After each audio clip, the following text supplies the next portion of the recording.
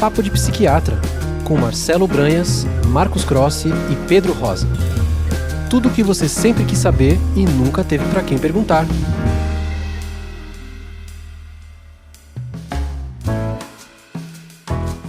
Olá a você, o nosso ouvinte querido, que está aqui para mais um episódio do podcast Papo de Psiquiatra. Eu sou Pedro Rosa, estou aqui novamente com os nossos correspondentes internacionais, o Marcos e o Marcelo, que estão diretamente de Boston, falando com a gente hoje a respeito de como é que você pode ler a personalidade das pessoas, qual é o melhor prisma, o melhor óculos, o melhor instrumento para fazer isso. E a gente tem um argumento aqui, nada modesto, de dizer que o melhor modelo para fazer isso é o modelo dos 5 fatores.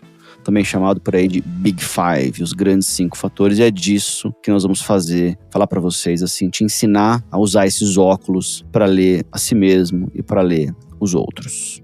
Importantíssimo, né, Big Five, Pedro, muito legal esse tema. Eu acho que provavelmente aí o modelo de personalidade aí que é mais sustentado aí pela literatura empírica. É claro que existem controvérsias sempre, como na ciência sempre vai existir, né? Existem vários outros modelos de personalidade, quer dizer, esse é um modelo baseado no traço, né? Ou seja, é um modelo que tenta descrever características, vamos dizer, persistentes, né, e marcantes nas pessoas, e que é dividido nesses 5 fatores, né, que o Pedro comentou, né, do Big Five.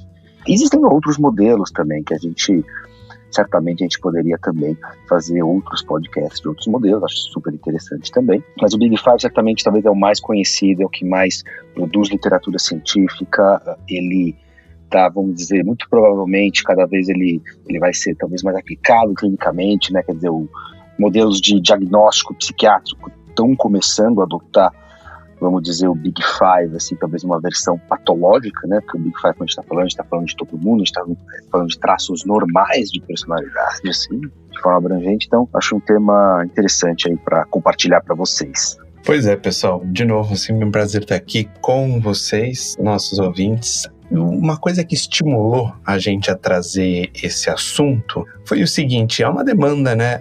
A gente vê, por exemplo, um monte de questionários de personalidade aplicados online, em redes sociais, ou às vezes alguns até vendidos para empresas, e que a gente sabe que, infelizmente, muitos deles não são baseados em ciência mais sólida, né? Então, por que não trazer aqui para nossos ouvintes uma coisa mais sólida cientificamente sobre personalidade? Porque, né, assim, é melhor do que você, às vezes, infelizmente, ficar perdendo seu tempo em questionários em redes sociais, que além de não terem muita base científica, ainda vão ficar pegando seus dados, né? Para os que não lembram de escândalos, como aquele da Cambridge Analytica, né? Então, vamos trazer para vocês uma coisa mais baseada em ciência sobre personalidade. Bom, a ideia até, a gente fala que o Big Five, o modelo dos 5 fatores, é o melhor modelo. É o melhor modelo porque a literatura mostra isso de maneira bem clara. É a taxonomia,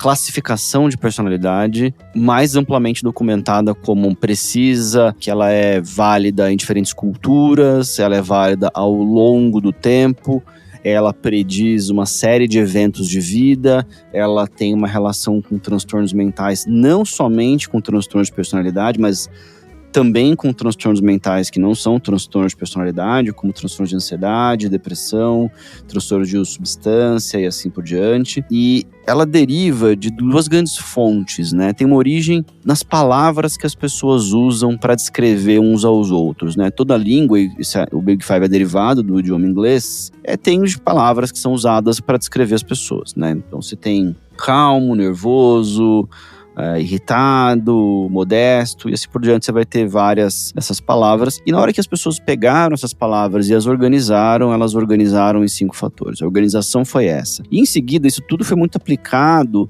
em inúmeras populações diferentes, em tudo quanto é lugar no mundo. Crianças, adultos, idosos, pessoas com transtorno mental, pessoas ao longo do século XX, agora no século XXI, e com diferentes métodos estatísticos. E aí, se vocês lembrarem aí do episódio da semana passada, o Marcos e o Marcelo estão aprendendo aí alguns truques estatísticos interessantes através de um software bem complicado. Tem muita ciência estatística por trás de como é que a gente entende os dados, né? E esses estudos todos solidificam esse modelo como uma boa descrição. Esse modelo ele já começa com um negócio meio diferente em relação ao que as pessoas gostam de pensar sobre personalidade, que é categoria. A que grupo eu pertenço? Eu sou que tipo de pessoa?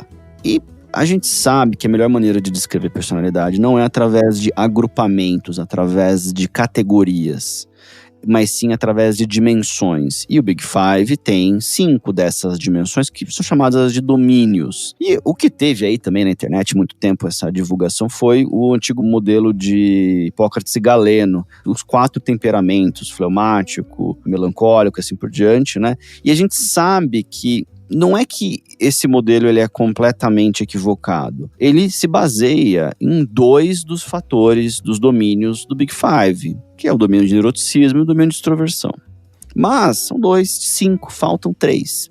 Né? Então é incompleto, além do que, novamente, as pessoas não são mais bem classificadas por grupos. Você é melancólico, outro é sanguíneo, colérico, quer dizer... Não, a melhor maneira de classificar é em que ponto de mais ou menos neuroticismo você tem, quão extrovertido, introvertido ou afastado de relações interpessoais você é. Quer dizer, ser mais um ponto dentro de 0 a 100, do que você quiser falar entre preto e branco, por exemplo, em qualquer degradê em contínuo em uma linha, né? E ao invés de ficar falando, eu sou desse tipo, eu sou daquele tipo, né? Isso não é uma coisa muito baseada em evidências, né?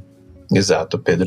Então, assim, a robustez de quanto já foi demonstrado em diferentes culturas, países, populações com níveis, assim, mais comuns de transtornos mentais, populações com bastantes transtornos mentais, por exemplo, indivíduos internados. Então, assim, e ele se sustenta nessas diversas populações e está sendo bastante adotado nas classificações, inclusive psiquiátricas atuais. Ou seja, é um modelo que ele foi bastante testado, né? Que nem só fazendo essa contraposição com outros modelos como esse que você citou, né? Dos fluidos corporais, uma coisa super, assim, antiga, que tem o seu valor histórico, mas hoje em dia a gente tem coisas muito mais eficazes para classificar a personalidade. Então, muito cuidado quando você pega um modelo e se coloca num dos tipos. Se você estiver fazendo isso apenas por uma coisa lúdica, tudo bem, pode ser engraçado, mas agora se você quiser fazer uma análise mais séria da personalidade, tome muito cuidado com qual instrumento você está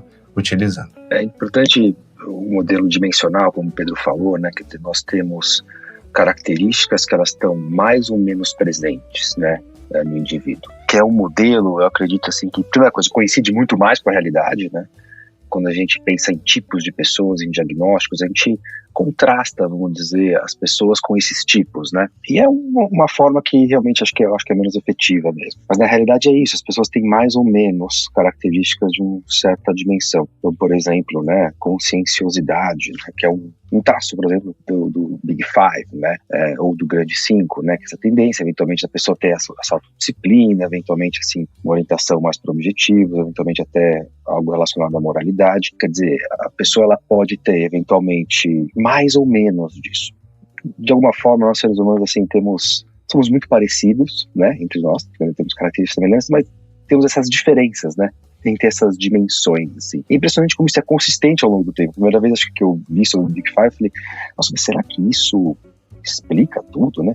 Acho que não é isso, né? Acho que a questão não é como explicar totalmente as pessoas por meio do Big Five, mas é impressionante como isso se sustenta ao longo do tempo, independente das culturas, né? Ou seja, como que realmente essas 5 dimensões conseguem descrever, né, as nossas características de personalidade. Bom, vamos então a primeiro dos domínios, né? O domínio mais estudado, ele é o neuroticismo. O neuroticismo a gente pode usar 2 descrições para ele, né? Uma delas que é a tendência a apresentar emoções negativas intensas que são desencadeadas por estímulos menores e que duram mais tempo. Essas emoções negativas são ansiedade, tristeza, uma tendência maior a estar mais consciente de si em interações sociais, uma sensação de vulnerabilidade, de fragilidade diante do estresse do mundo, e uma ansiedade somática, estar muito preocupado com as coisas que acontecem no próprio corpo e assim por diante. São todas essas emoções são negativas porque elas são desagradáveis. Elas não são negativas porque elas são ruins. O nome vem de serem desagradáveis, sofridas, de trazerem pra gente uma carga. Por sua vez, o outro jeito de entender é como lidar com o estresse, né? Então, o neuroticismo tem tudo a ver com gerenciamento de estresse. E para quem está prestando atenção no mundo, o estresse pior, as pessoas estão cada vez mais estressadas e, de certa maneira, a gente vai poder olhar para isso de maneira muito eficaz através do neuroticismo, que é um domínio extremamente importante aqui, como eu falei, é o mais estudado, né? Entrando em alguns detalhes, né, sobre o neuroticismo, com certeza, e a gente sabe que neuroticismo, ele é um dos preditores, inclusive você ter essa característica de forma mais exacerbada, aumenta consideravelmente, que nem o Pedro falou, o risco de você ter, por exemplo, ansiedade e depressão, né, entre outras coisas. Algumas pontos comuns de quem tem um neuroticismo elevado. Por exemplo, você perceber que, em média, em relação às outras pessoas, você se estressa mais facilmente. A sua resiliência ao estresse, ela pode ser menor. Você se preocupa com as coisas mais do que as outras pessoas. Você mais facilmente se desestabiliza, se desregula emocionalmente. Você fica com mais raiva mais facilmente, tem mudanças de humor mais intensas. Claro, sem entrar em detalhes de que pode ter também uma outra condição psiquiátrica que explique isso, não estamos entrando nesse detalhe. Você perceber que você tem mais essas características te colocam num nível de neuroticismo maior. E isso daí é um fator de risco, sim, para transtornos mentais, por exemplo, ansiedade e depressão. Então, falando um pouquinho, fazendo uma observação em relação ao modelo do Big Five, né? Então, por exemplo, a gente está falando sobre traços, talvez que as pessoas têm mais ou menos, né? Características que as pessoas têm mais ou menos, quer dizer, a pessoa pode ser mais ou menos ansiosa, ter mais ou menos medo, ela ter mais uma labilidade emocional mais intensa ou menor, né? Ou seja, essa pessoa varia de emoções, né? Eventualmente de forma mais rápida, se ela tem mais raiva, se ela é mais hostil, né? Coisa assim. Não necessariamente, assim, traços mais extremos são patológicos, né? Necessariamente, né? Acho que é importante dizer isso, quer dizer, as pessoas são diferentes mesmo. Agora, o que a gente está querendo dizer é que, certamente, pessoas que eventualmente têm alguns traços mais intensos e mais extremos, assim, quando a gente compara com outras pessoas na população, realmente elas podem ter mais problemas, né? Como o Pedro e o Marcelo falaram, quer dizer, talvez uma maior chance de transtornos ansiosos ou transtornos do humor, problemas de relação e etc., né? Parece que talvez sejam pessoas que nasceram do ponto de vista temperamental, assim, né, com mais intensidade, de alguma forma vão ter que aprender como lidar com isso também. Então acho que é importante fazer essa diferenciação, porque às vezes, acho que todos nós percebemos, né, quer dizer, às vezes você tem um amigo, talvez que seja um pouco mais nervoso, né, mais irritado, mais sem paciência, mas não necessariamente ele é uma pessoa que tem um problema de saúde mental, né. É claro que isso pode causar problemas, né. O que a gente está tentando fazer aqui talvez é um método até mais descritivo, não, vamos dizer, julgamental a respeito da personalidade das pessoas, né? Então acho que é importante fazer essa ressalva.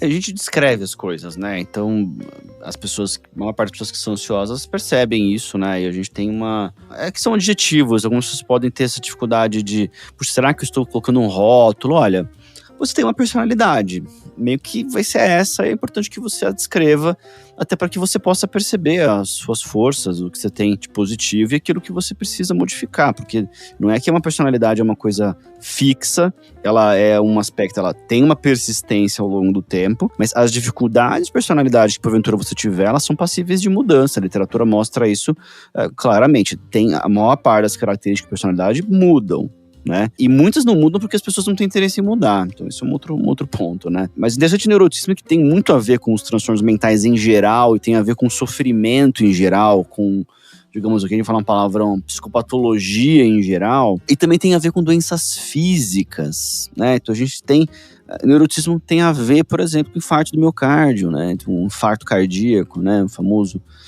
Ou seja, como é que uma personalidade tem a ver com isso? Tem a ver por gerenciamento de estresse, né? Porque o neuroticismo é um gerenciamento de estresse ruim, e é através desse mecanismo de gerenciamento de estresse que emoções que fazem parte da vida se tornam um transtorno mental.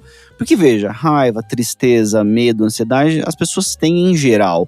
Porque para algumas pessoas isso se torna um transtorno mental, um transtorno de ansiedade, uma depressão, assim por diante. Porque houve, de alguma maneira, um gerenciamento de estresse que foi ineficaz. É evidente que tem coisas que são extremamente difíceis de gerenciar e uma parte grande da população ia sofrer com transtorno mental, perdas graves, assim por diante.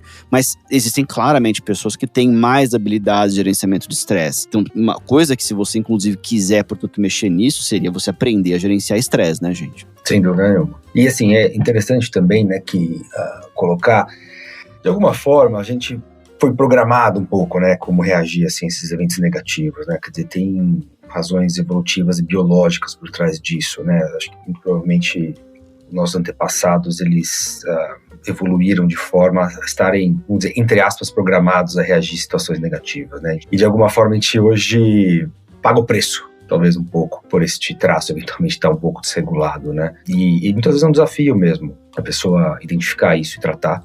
Mas, como o Pedro falou, é bastante possível. Portanto, há esperança. E certamente, a esperança, sempre há esperança, né? Um outro domínio aí, gente, é o domínio de extroversão, né? Que ele vai de uma pessoa mais extrovertida e para uma pessoa mais introvertida, mais destacada, né? A literatura fala em palavra em inglês detachment, uma pessoa mais distanciada de interações sociais. E é um traço de personalidade que tem também duas grandes maneiras da gente descrevê-lo, que é quanto que essa pessoa obtém prazer, gregariedade, tem um jeito de lidar com as pessoas que é tendência a querer estar em meio de muita gente, assim por diante.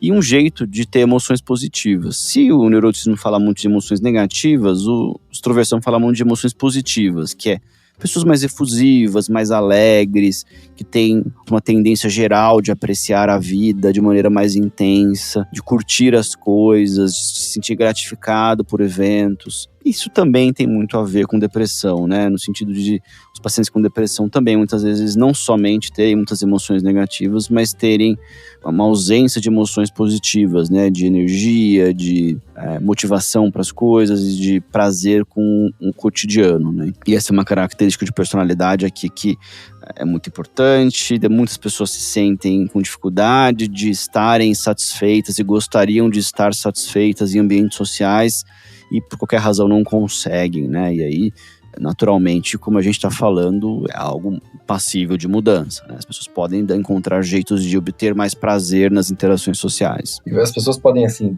pensando nesse domínio, né, da extroversão ou introversão, né, enfim, isso eu acho que talvez seja algo até facilmente observável, né? Então vocês podem observar, eventualmente, um dia você dá uma volta no quarteirão, vai passear com o seu cachorro, vai no supermercado, você percebe, tem pessoas que se conversam no caixa do supermercado, com segurança, estão sorrindo, né, conversa com o porteiro, quer dizer, fazem geralmente estão no elevador, puxam papo, né? São pessoas que gostam, eventualmente, até de alguma forma, estar no meio dos outros, até eventualmente pode até gostar de ter mais atenção, assim, enquanto que não, né? Enquanto que talvez pessoas com baixo nível de extroversão, as pessoas que até preferem, talvez, atividades mais solitárias, falam menos, podem se sentir até desconfortáveis no meio das pessoas, né?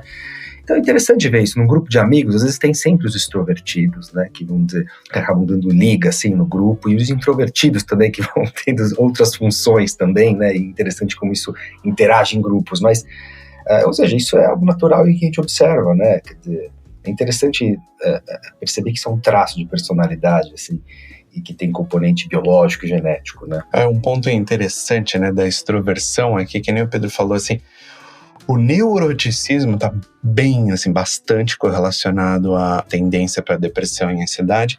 A extroversão menos, mas assim, se for ver no geral também, né? Em geral, pessoas com maior nível de extroversão têm menos chance, né, de ter depressão ou ansiedade.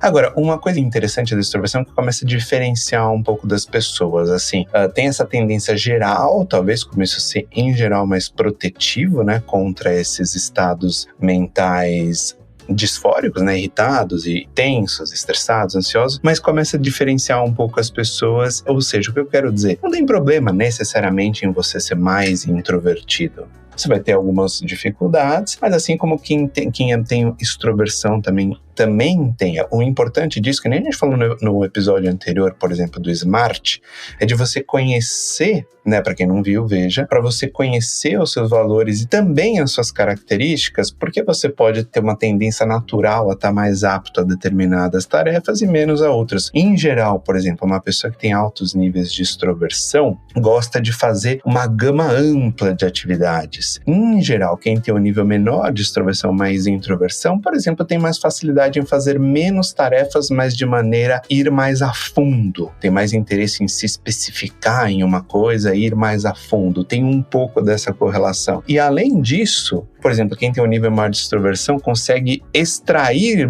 muito prazer em atividades externas, em situações sociais, e às vezes quem tem um nível maior de introversão extrai mais prazer de atividades, às vezes mais solitárias, mais assim, introvertidas. Tem pessoas que estão no meio, tem pessoas que têm um pouco dos dois e não tem problema nenhum. Então, assim, o bom desse tipo de coisa é que nem o Pedro falou, pode mudar ao longo do tempo, não necessariamente você queira mudar isso, por exemplo, mas conhecendo como você é, ajuda de certa forma você saber quais são, os seus pontos fracos e seus pontos fortes, onde é que você estaria mais adaptado, porque às vezes você leva uma vida muito assim, diferente do que você no fundo gosta mais, isso pode trazer frustração, né? Então é bom se conhecer nesse sentido para você se adaptar, talvez outras atividades seriam mais interessantes para você. Um processo de autoconhecimento também promove a autoaceitação, né? Das pessoas perceberem que elas não vão ter mudanças drásticas, não vão de um polo para o outro, e francamente isso não é necessário para que a pessoa seja feliz, né?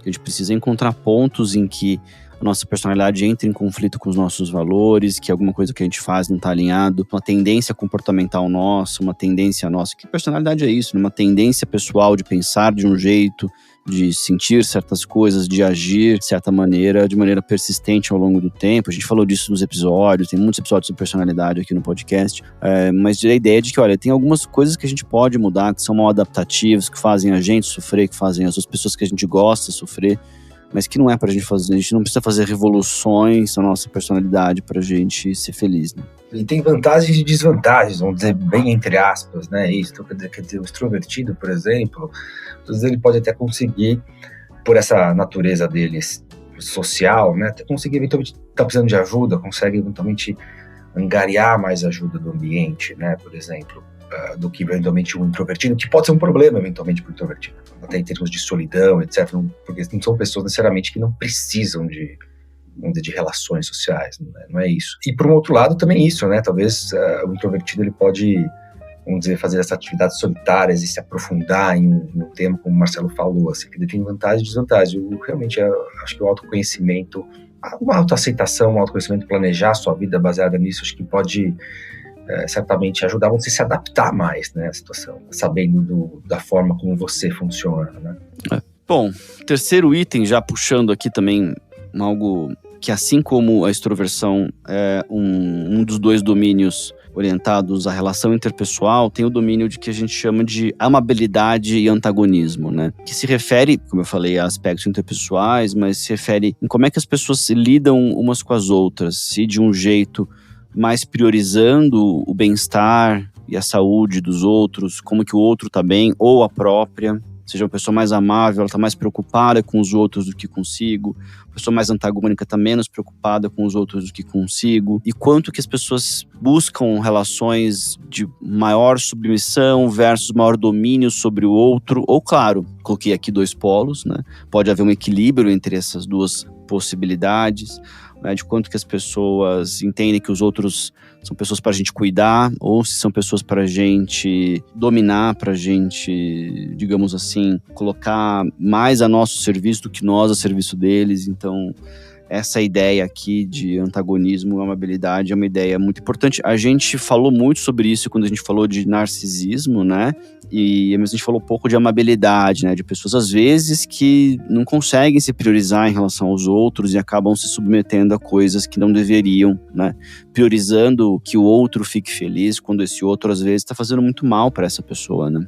A amabilidade é interessante. Acho que é um traço, por exemplo, pessoas amigáveis, né? Muitas vezes elas podem ter também um traço de amabilidade um pouco maior. As pessoas mais, talvez, questionadoras, né? Às vezes até um pouco opositoras, vão ter um traço menor. E isso, mais uma vez, acho que talvez não necessariamente... É claro que quando você... Em termos de relações sociais, pode ser mais fácil você estar se relacionando com alguém com alto grau de amabilidade, mas nem sempre é o caso também, né? Às vezes as pessoas que têm um grau também um pouco menor de amabilidade podem ser pessoas que, sem dúvida nenhuma, têm características interessantes também. né? O problema realmente às vezes quando esse grau é extremo, né? Como o Pedro falou, a pessoa que vai se submeter eventualmente ao outro, por exemplo, eventualmente vai antagonizar absolutamente tudo que o outro está dizendo, né? Eventualmente tem um grau de grandiosidade, eventualmente ter manipulação, desonestidade, né? Quer dizer, talvez quando a gente pega esses traços extremos, realmente podem ser problemáticos, né? E pessoas que têm isso, mais uma vez, né? Pessoas que têm uma habilidade um pouco maior, certamente vão conseguir, por exemplo, um suporte social eventualmente maior também, né? Porque isso vão ter consequências, né? Geralmente no ambiente imediato, assim. Portanto, assim, esse é um grau, por exemplo, quando a gente está estudando mais, vamos dizer, agora a gente está falando de personalidade normal, né, quando a gente está falando de Big Five, mas quando a gente vai tentar estudar isso sob um prisma patológico, a gente vê que indivíduos com transtorno de personalidade borderline e narcisista, eles podem ter um grau muito baixo de amabilidade, né? Eles geralmente são indivíduos que têm um alto grau de neuroticismo, né, de desregulação emocional, ansiedade, tendência à depressão, labilidade emocional e também um alto grau de antagonismo. Às vezes você consegue discernir, né, os indivíduos que têm transtorno de personalidade borderline e dos que não têm por meio desses traços extremos, né, por exemplo, a junção desses dois traços. Portanto, é um traço importante assim também para ser avaliado. Um ponto interessante, né, que nem vocês comentaram, né, que a amabilidade, em geral, se fosse ter que escolher binariamente, né, entre sim e não, né, no geral é mais adaptativo você ter um nível maior de amabilidade, porque você acaba, de certa forma, conseguindo colaborar mais nos ambientes, se mostrar mais amigável, mais... Uma pessoa que consegue trabalhar em grupo, né? Consegue, de certa forma, angariar pessoas à sua volta, ser mais agradável no geral. Agora, de novo, né? Pensando em extremos, também a gente pode correr em alguns riscos. Um excesso, um super excesso de amabilidade, você sempre tentando não ser muito disruptivo das relações, podem fazer com que você não defenda as suas ideias, os seus pontos de vista, você tem uma postura mais submissa num grupo e, de certa forma, isso seja prejudicial tanto para você quanto às vezes para o grupo, porque você às vezes precisa, de certa forma, ser o do contra, né, para, de certa forma, levantar um ponto que não foi visto, mas que pode causar um desconforto num primeiro momento, mas que é um ponto importante. Então, às vezes você, de certa forma, ligar um pouco menos em alguns momentos para você, de certa forma, agradar o grupo, mas defender uma ideia que seja importante, de preferência não só para você, para o grupo também pode ser importante. E o outro extremo, você ser um nível muito baixo de amabilidade, ser muito opositor, muito crítico e realmente estragar o clima, de certa forma, do grupo, isso em geral acaba sendo, obviamente, bastante prejudicial. Então tem essa tendência de que, no geral, se for ter que escolher entre um e outro, é melhor um pouquinho mais de amabilidade, mas tomar cuidado com os excessos. Você acaba não dizendo o que tem que ser dito em situações e acaba prejudicando tanto a você quanto o grupo. E o outro oposto também, que esse claramente é prejudicial. A ideia é sempre que os extremos tendem a ser prejudiciais, ainda que, sim, é verdade, né? Que o extremo de antagonismo, ele costuma ser muito mais prejudicial que o extremo de amabilidade, né? Bom, o quarto domínio é o domínio da conscienciosidade versus uma palavra que às vezes surge na literatura, desinibição, né? Conscienciosidade se refere a quanto que a pessoa consegue, digamos assim, procrastinar o prazer, adiar o prazer em prol de uma atividade que ele precisa fazer. Quer dizer, ele é capaz de não pegar aquilo que é gostoso agora, jogar isso para frente, para algo que vai ser melhor no futuro e tolerar mal-estar para fazer alguma coisa importante no momento. Tem a ver muito com um rigor, com tarefas, com uma continuidade na realização de tarefas a despeito de dificuldades, um senso de certo e errado menos flexível, uma noção clara de objetivos e de um rigor para alcançá-los, com um senso de consciência, né? O nome de conscienciosidade viria de ser guiado pela consciência, né? Um senso de dever que é incorporado na existência da pessoa globalmente. De maneira oposta para pessoas que são mais desorganizadas, sim, que têm uma dificuldade maior de fazer coisas, de procrastinar o prazer e ficavam preferindo prazeres imediatos e abandonando atividades que seriam importantes para essa pessoa no futuro, às vezes no futuro próximo, às vezes no futuro mais distante, que a pessoa acaba, digamos assim, de certa forma não fazendo, que tem uma tendência a uma autodisciplina menor e uma tendência a deliberar menos sobre as coisas e agir com uma impulsividade maior.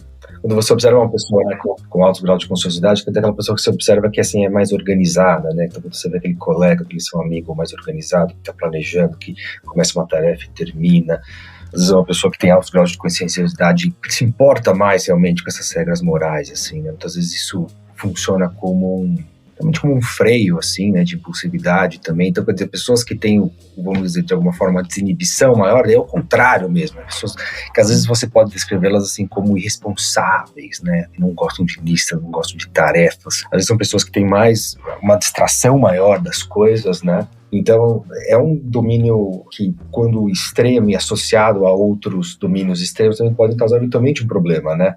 Quer dizer, quando a gente está conversando assim sobre conscienciosidade, parece realmente algo muito bom, né, de ter. E certamente me parece. Se a pessoa tiver isso extremo e ainda tiver um neuroticismo extremo, geralmente são aquelas pessoas que realmente vão se expor nada a risco, são pessoas que vão ficar muitas vezes ansiosas, muito internalizantes, ruminativas também. Então, quer dizer, isso eventualmente pode causar alguns problemas também, né. Agora, sem dúvida nenhuma, parece um traço de personalidade mais adaptativo, né.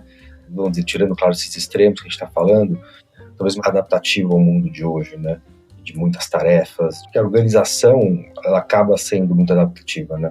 É algo muito valorizado em ambiente acadêmico e profissional, né? E muitas pessoas talvez percebam que talvez a gente esteja com um problema em uma determinada parcela da população, sobretudo mais jovem, uma dificuldade de construção de conscienciosidade. O que a gente vê é a conscienciosidade crescer ali da adolescência até os 25, 30 anos de idade, que é o momento em que a pessoa acaba incorporando uma série de aspectos da vida adulta com estudo e trabalho. E muitas vezes isso acaba não acontecendo, né? E isso tende a dificultar que essa pessoa atinja objetivos pessoais que ela tem em termos profissionais, né? De novo, né? Um desses 5 domínios, que nem a gente estava falando de amabilidade, né? Que, no geral, se você ter que escolher binariamente entre um dos polos, é melhor, né? Mais conscienciosidade em geral, aquelas pessoas que, no sentido que eu vou dizer, é bom de trabalhar com. Você sabe que a pessoa é ponta firme, tem disciplina, é organizado, vai entregar as coisas no tempo. Quer dizer, você sabe que você pode, assim, contar com a pessoa, ela tem um alto grau de organização e disciplina. Mas, de novo, que nem o Marcos falou, um exagero, assim, um enorme grau de conscienciosidade pode causar problemas. A pessoa pode ter muita, né, falta de espontaneidade, muita rigidez com as coisas, um senso moralista muito excessivo, né, que entra numa coisa quase sádica, por assim dizer, né, com quem foge da linha um pouquinho, a pessoa já acha aquilo um absurdo, né. Então, assim, às vezes acaba enrijecendo muito, tirando a espontaneidade. E a pessoa fica extremamente frustrada quando uma coisinha não sai como planejado. Então, assim, o excesso é complicado. No geral, é melhor estar um pouco mais por polo da conscienciosidade do que pro oposto, né, da desorganização, tudo. Mas a espontaneidade e a flexibilidade, principalmente quando não leva a um excesso de desorganização e falta de pragmatismo, também tem seu valor, né? Beleza. Bom, pessoal, o último dos 5 domínios é o domínio de abertura, né, que é a ideia de quão aberto para ideias, valores, emoções, questões artísticas uma pessoa é, né? Uma pessoa que ela tem uma reflexão, uma inclinação maior a ter aceitação para as próprias emoções, a enxergar ideias sob pontos de vista diferentes, a ver valorização em ideias que não são as próprias ideias, assim como de perceber que as pessoas podem ter valores diferentes, conseguir ter uma perspectiva de reflexão, uma dialética diferente a respeito de valores, e idem para apreciação de arte, né? E em contraste com pessoas que não têm tanta abertura, que são pessoas que têm mais dificuldade de perceber, nomear, descrever e processar as emoções, assim como são pessoas mais convencionais em termos de ideias, do que fazer, de como é que deve ser vivida a vida, de às vezes ter uma dificuldade de perceber o ponto de vista do outro em certas situações, e no sentido de também valores, né, de as pessoas perceberem, puxa, eu tenho meus valores e eu decido viver dessa maneira, mas será que a outra pessoa que tem valores diferentes ela necessariamente tem uma vida ruim ou ela não deveria ser assim, né? Quer dizer, a pessoa com maior abertura vai perceber que as pessoas funcionam de maneira diferente e, francamente, esse episódio serve para isso, para que as pessoas possam também perceber que existem diferentes maneiras viáveis de funcionar ao longo desses 5 eixos aqui, esses 5 domínios, e que vão compor, pessoas únicas e que não tem um ponto certo para funcionar, não tem um jeito certo de funcionar. E existem espaços para essas pessoas na sociedade, independente da conformação de personalidade que você tem, ainda que a gente saiba que algumas pessoas têm características mal adaptativas muito extremas e elas se beneficiam de tratar isso, né? Exato, Pedro. E então, né, quer dizer, uma pessoa com uma abertura grande à experiência tem isso de você ter mais curiosidade, mais imaginação, você realmente tentar aprender novas culturas, novas perspectivas. Em geral, tem uma associação com um vocabulário mais rico, por exemplo, uma imaginação mais vívida. Agora, de novo, né? Vamos pensar aqui nos opostos e nos valores de cada uma dessas dimensões. Você também ter isso muito intenso, exagerado, pode às vezes estar associado, inclusive, em você perder, assim, um pouco o seu pragmatismo. As suas ideias acabarem ficando tão abstratas que elas se descolam mesmo da realidade, né? Você tá numa fantasia muito grande, descolada totalmente da realidade. Agora, o outro oposto, às vezes você pode ficar muito rígido, muito travado em algumas coisas, em algumas regras, você se fechar muito para conhecimentos novos, perspectivas novas das outras pessoas. No entanto, também tem seu valor em si. Imagina numa situação, por exemplo, de uma emergência, uma situação que tenha que ser resolvida rápida, um incêndio, você vai querer inventar a roda e pensar criativamente em como sair do prédio. Não, nesse momento é bom você seguir o sinal de saída de emergência e ser mais, assim, flexível em relação a isso. Então, assim, tem vantagens e desvantagens de ambos os lados. Inclusive, várias pesquisas hoje em dia mostrando que, apesar de todo mundo ter uma média, né, uma média ao longo da sua vida de estar mais pendendo para um lado ou pendendo para o outro em cada uma dessas dimensões, o bacana é que há também uma capacidade de flexibilizar um pouco mais para um lado e para o outro, dependendo da tarefa e do ambiente. Você se adaptar a tarefas que você tem que ser um pouco mais rígido e inclusive para você terminar as coisas no tempo.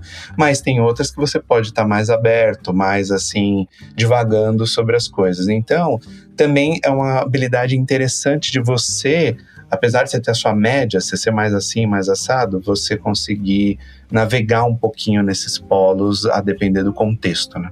É interessante que essa abertura à experiência, né, abertura, esse traço de personalidade, ele, muitas vezes, como pessoas que têm uma abertura maior à experiência, elas são mais curiosas, talvez tenham até uma imaginação mais fértil, enfim. Às vezes são pessoas que podem prestar mais atenção, né, às emoções, então elas são mais curiosas com o que elas estão sentindo, e isso pode estar também até relacionado até a regulação emocional, né? Porque pessoas que têm isso muito baixo acabam sendo um pouco mais rígidas, né? Mas, mais uma vez, o problema vão ser os extremos, assim, né? E interessante, assim, por exemplo, quando a gente pega os manuais, né, diagnósticos, né, a gente falou já várias vezes, por exemplo, do DSM, da CID, né? Por exemplo, as versões modernas, né, do DSM colocam aí um especificador de traço patológico para a gente classificar os indivíduos com problemas de personalidade, né? E quando a gente lê, você percebe que, assim, eles são baseados nesse modelo de 5 fatores, né? Então, né, quando a gente, por exemplo, a gente pega o neuroticismo, né? Então, quer dizer, a forma patológica que o DSM coloca é a afetividade negativa. Quando a gente pega, por exemplo, a extroversão, ele coloca que a variável patológica é o distanciamento. Quando a gente pega a amabilidade, a variável patológica é o antagonismo, né? E quando a gente pega a conscienciosidade, a variável patológica seria a desinibição, né? Para abertura e experiência, no DSM, eles colocam o psicoticismo, né? E isso, alguns dados mostram que, bom, parece ter um certo grau de problema, né? Parece que, por mais todas aquelas outras 4 facetas que eu citei, elas são muito correlacionadas às facetas do Big Five, mas realmente quando você pega a abertura e experiência, a correlação não é tão forte com o psicoticismo. Então parece, de alguma forma, o psicoticismo né? Essa observação parece ser uma alteração de comportamento, talvez com uma qualidade um pouco diferente, né? Que somente as pessoas que vão eventualmente ter uma variedade de comportamento, cognição mais esquisita, muito excêntrico, né? Às vezes somente fugindo completamente da realidade, assim. Então parece ser uma variável, um traço de personalidade que, vamos dizer, não é apenas o distanciamento vamos dizer, não é apenas um extremo de personalidade, mas sim algo realmente com uma qualidade diferente. Então acho que é importante dizer isso, já que a gente está sempre falando aqui de transtornos mentais e classificações diagnósticas. A gente falou muito no primeiros episódios ali de diagnóstico e tal, a gente falou das limitações do diagnóstico categorial, e a bem da verdade é que existe uma mudança em curso para que a gente entenda não somente personalidade, não somente transtorno de personalidade e não somente estados, os transtornos mentais que não são transtorno de personalidade, à luz de dimensões e não em categorias, que atualmente o diagnóstico categorial é o diagnóstico do DSM, da Associação Americana de Psiquiatria, essa é a classificação. Mesma coisa o CID, que é a classificação da Organização Mundial de Saúde, as duas oficiais, elas são categoriais, mas existe um movimento de mudança, porque já faz muito tempo que a gente sabe que a psicopatologia, a saúde mental geral, ela é muito mais bem descrita por dimensões. E é muito legal que a gente possa, através do modelo dos 5 fatores, explicar para as pessoas como elas se organizam, como é que as características pessoais delas, o funcionamento delas no mundo, consigo mesmas, se organiza, para que elas possam se perceber melhor as pessoas em volta, e que isso pode ser um gancho para uma série de intervenções. É muito possível encaixar as intervenções hoje de psicoterapia à luz desse modelo dos 5 fatores. Então a gente espera aí que haja mudanças muito importantes na classificação psiquiátrica nesse sentido nesses próximos 10, 15 anos, né? Bom, pessoal, mais uma vez está um prazer aqui falando sobre personalidade aqui com vocês. Espero que vocês tenham gostado e até uma próxima. Um abraço. Temas que nós todos gostamos, personalidade, espero que vocês tenham gostado e até a próxima. Grande abraço, pessoal. Até o próximo episódio.